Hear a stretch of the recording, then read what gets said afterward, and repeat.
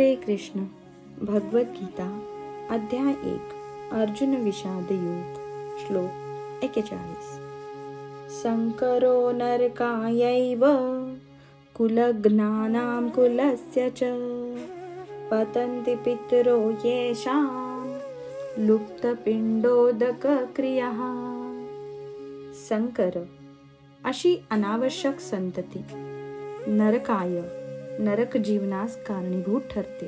एव निश्चित कुलज्ञानाम कुळाचा घात करणाऱ्यांसाठी, कुलस्य कुळासाठी, च सुद्धा पतंती पतन पावतात, पितरः पितृगण, ही खचित येषां त्यांचे लुप्त लोप झाल्यामुळे पिंड किंवा अन्न अर्पण करणे, उदक आणि पाणी, क्रिया अनावश्यक संततीच्या वाढीमुळे कुळासाठी तसेच कुळपरंपरा नष्ट करणाऱ्यांसाठी निश्चितच नरकमय परिस्थिती निर्माण होते.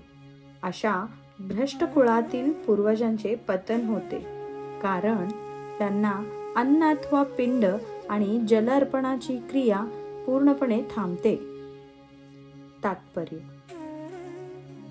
सकाम कर्माच्या विधिविधानानुसार कुळातील पूर्वजांना ठराविक वेळी जल आणि पिंडदान करणे आवश्यक असते. विष्णू पूजेने ही अर्पण क्रिया सिद्ध होते, कारण श्री विष्णूंना अर्पण केलेला नैवेद्य नंतर प्रसाद म्हणून खाल्ल्याने मनुष्याचा सर्व प्रकारच्या पापकर्मातून उद्धार होतो. कधी कधी विविध प्रकारच्या पापकर्मांमुळे पूर्वज दुःख भोगत असतात आणि कधी कधी तर त्यांच्यापैकी काही जण स्थूल भौतिक शरीराची सुद्धा प्राप्ती करू शकत नाहीत आणि यामुळे त्यांना सूक्ष्म शरीरामध्येच भूत पिशाच म्हणून राहणे भाग पडते. म्हणून वंशज जेव्हा प्रसाद रूपी अन्न आपल्या पूर्वजांना अर्पण करतात, तेव्हा पूर्वजांची दुःखमय अशा भूत पिशाच योनीतून किंवा कष्टमय जीवनातून मुक्तता होते. अशा प्रकारे आपल्या पूर्वजांना सहाय्य करणे हे वंश परंपरा असते. भक्ती मार्गाचा अवलंब न करणाऱ्यांना या प्रकारचे कर्मकांड करणे अत्यावश्यक असते.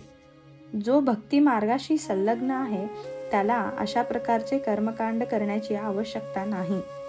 केवळ भक्तिमय सेवा करून एखादा शेकडो आणि सहस्रो पूर्वजांची सर्व प्रकारच्या कष्टातून मुक्तता करू शकतो.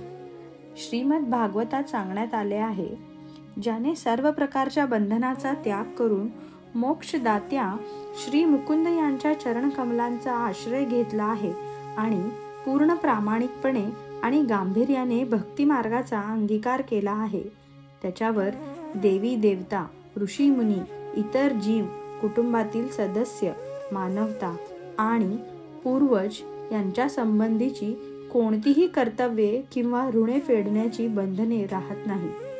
पुरुषोत्तम श्री भगवान यांची प्रेममयी सेवेद्वारे भक्ती केल्याने अशा सर्व कर्तव्यांची आपोआपच पूर्तता होते. हरे कृष्ण.